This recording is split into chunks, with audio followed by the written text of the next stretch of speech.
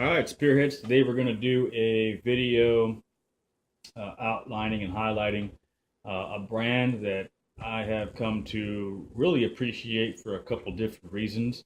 Those reasons being the quality of the products they put out and the price point at which they do so. That brand is Schrade. They've been around for a long time. They've been making knives for quite a while. And I guess because of that and their um, scale of manufacturing, they're able to put out some pretty good quality stuff at some pretty good prices. So let's just jump right into the stuff that I've picked up from them that has led me to really appreciate what they do. So the first thing I ever picked up from Schrade was the SCHF9. And this is a really beefy survival knife. Really well made, full tank construction. Got some jimping on there as well. I wish I had a little bit of jimping up there. Got a nice choil on it in case you wanted to do more, more delicate work. Nice drop point recurve. Full tang of the blade, allows you to smash if you need to, crush things, which always comes in handy. Holds a nice edge. It's a little too thick. For my preference, I like probably a millimeter or two thinner. But otherwise, you can baton with this thing. You can chop with this thing. You can slice. You can cut. I really enjoy it. Only thing I do wish about it is that I wish it was more of an ambidextrous sheath. In other words, I wish it wasn't cut slanted here and here. I wish that it had been more of a flat. That way you could put it in either way. It wouldn't make a difference. As it is now, you can't. So, but other than that, if you're looking for a good bush knife, this thing I think cost me $39. So, can't really beat it. Came with a little pocket up here that I took off, but you had your sharpening stone and a ferro rod. And I really can't, be too mad at it for $39. Okay, for a really decent bush knife made of some quality steel. So there was that. The second thing I picked up was the Bolo, and the Bolo is a monster. I've chopped a lot of wood with this thing, and done some clearing too, using it like a machete. But there it is, and right now I got it polished up, nice and clean. Always take care of your knives, but you can see a little bit of pitting right there and up here, and on the other side it's a little more obvious, but still not bad. I mean, this thing was $39. I think we've carried it on our website in our Amazon affiliate store for as low as $29, and this thing is a monster. I mean, it's heavy enough to use as an axe to chop down trees or baton firewood, easily baton firewood. It's heavy duty enough to do that, but it's lightweight enough that if you had to use it as a machete to clear brush, you can. I've done it. It's a little bit tiring because it is, a little more beefy than your average lightweight machete, which is made for just clearing. But, if you choke down on it, here, and you use it as a machete, you can clear stuff for hours. I've done it. It's a little fatiguing, but otherwise, it's not too bad.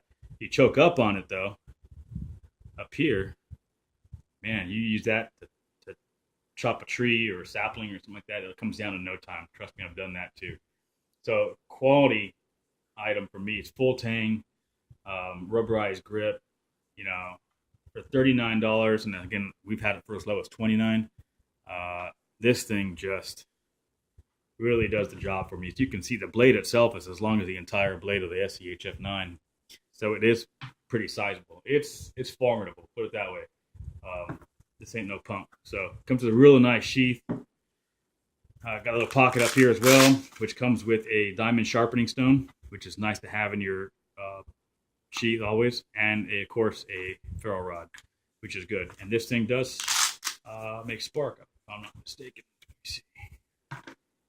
So if you were to take this and use the flat end, it does does create spark. So pretty useful. I mean, if you were gonna be in an environment where you're gonna have to chop through some stuff, you don't have a bush knife and you can only take one thing, it's not a bad idea. I mean, you can actually do some delicate carving with this thing too if you were skilled enough.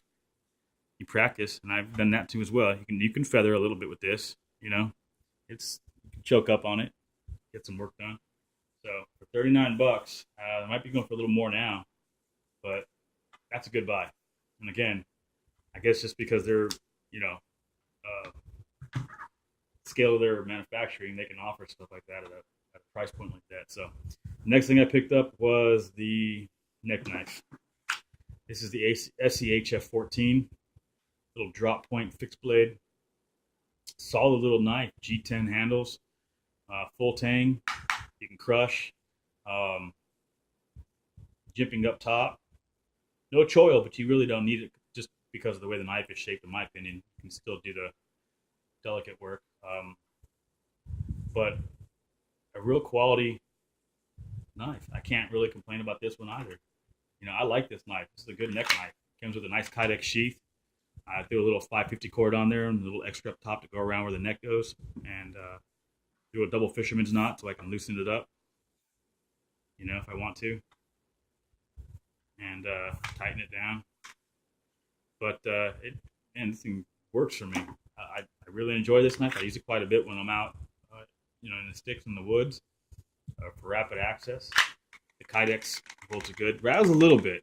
I wish it didn't rattle so much, and I have lost it once, and I had to go back and pick it up. But for $20, not kidding, this was a bargain. I think I was walking through Academy, walking through the knife section, spotted the Schrade stuff, see what was new, saw this one for $19.99. I said, you know what? Sold. Grab. No, actually, this one wasn't $19.99, $39. So still not too bad. And I didn't get it at Academy. This one I got from Bass Pro, $39. This was from Academy for $19.99. This was the SEH 501S, little pocket flipper. I use this for my EDC. I love it. The reason why I like this and why I bought it was because at the time I was really looking for an EDC that had a index flipper on it. And most of the knives I was finding at the time had either an index flipper, and they were kind of expensive. I don't know why that makes them more expensive, but apparently it does. Or they had the thumb tabs, like this one does. And when I saw this one for $19.99, and it had both, and it had the G10 scales on it, and it was a drop point, and it had some serrations. And it also had a window breaker, but that thing came off, unfortunately. So my only downside about this knife. I wish it had the release on the back, but it's okay, no big deal. $20. I really grew to appreciate this knife. I carry it. It's my EDC. I love this knife, and I do a lot with this knife, and I have no complaints about it other than the fact that little window breaker broke off. But again, no big deal. Yeah, dig this knife for $20. Can't really beat it. The next thing I picked up from Schrade was the axe, SC Axe 10. And you can see I've used this one quite a bit. I've hammered some stuff, obviously, with it. Chopped a lot of wood. I've done quite a bit with this axe, and I really have come to enjoy it. Wasn't sure how much I was going to like it, being that I also picked this one up for, I think, $19.99 on some obscure website. I don't remember what it was. Sorry, Schrade, if you're not selling it for $19.99 anymore. The price has gone up. But that's what I picked it up for. To be honest, I'm having a hard time finding this axe now. I cannot find it in a lot of places. I look quite a bit for it, and I don't see it. And I do. It's a little more expensive than I paid for it. I don't know whether that's because it's been selling out so much because of the price point and its construction is pretty solid, or if it's because Schrade has simply just slowed down the production of this particular axe. But what I do like about it, again, full tang, and it's just a rubberized, dipped handle. Very ergonomic, very easy, very lightweight. I think it's 1 pound and 6 ounces or 1 pound and 8 ounces. You can also choke up on it if you wanted to, like this, and do that light carving if you had to. Um, so that's a good plus about it. You can kind of hold it like that and do some of the more delicate work. You can also push to shave if you wanted to, which I've done. And of course, you can hammer down steaks and crush things, whatever you got to do. But altogether, I dig this axe. I like it a lot. I have no complaints about it so far. I haven't had anything go wrong with it. It's pretty, and that's the reason why I haven't had anything wrong with it is because it's simple. And that's what I like about the Schrade knives. They keep it simple. I mean, it's really hard to screw up. Just a solid piece of steel with a plastic rubberized handle. I mean, how do you jack that up? You can't. Unless you're completely, you know, idiotic. You can't really screw that up. But it's got little plastic sheath. I don't think this is not Kydex plastic. If it was Kydex, I'm sure the price would go up. But you know, just for being what it is, I keep it in my pack. It gets the job done. It's got a little belt loop right there. If you want to put it on your belt, which means you would open it up like this and pull the knife out. But can't beat it. For $20. So that's the lineup. And so if you're a prepper or a survivalist or you're just getting started, and you could easily go out and buy one of those Winkler axes for $500. Be my guest. Do I want to use a $500 axe to go, with a intricate carved, wood handle to go beat the hell out of it and chop wood and all that kind of stuff? Probably not. I mean, if I'm buying a $500 axe, I'm probably going to end up buying something like this anyways and put that axe in the safe or on the wall or something like that. So I'm all about being practical, gear that gets the job done and doesn't break the bank. So if you're just getting started and you're looking for gear that's affordable, if you're looking for gear that's well made and not going to, cost you excessive amounts of money that you could be using on other gear that you need in your lineup, for me, this is a really good option as far as brands go. I mean, I'm not made of money. I don't know if you're made of money or not, but if you are, that's great. I'm happy for you. Go out and buy the expensive stuff. I don't know how much better it is, but if you're getting started and you need some gear, this is an excellent way to go, in my opinion. You really can't beat it. They have a whole lineup of stuff that I really do want. But again, I don't buy more than I need, or I try not to. So, and again, Schrade's not paying me to do this review or to do this PSA. I'm getting no bennies from them whatsoever. Everything here that you see, I've paid for. They haven't asked me to do a review on this or on them or whatever. I'm just doing it because, when I think about the gear I have in my kit, in my setup, I look at the Schrade stuff I have, and it's done me pretty well. So, and it hasn't cost me a whole lot of money. So there you go. That's it.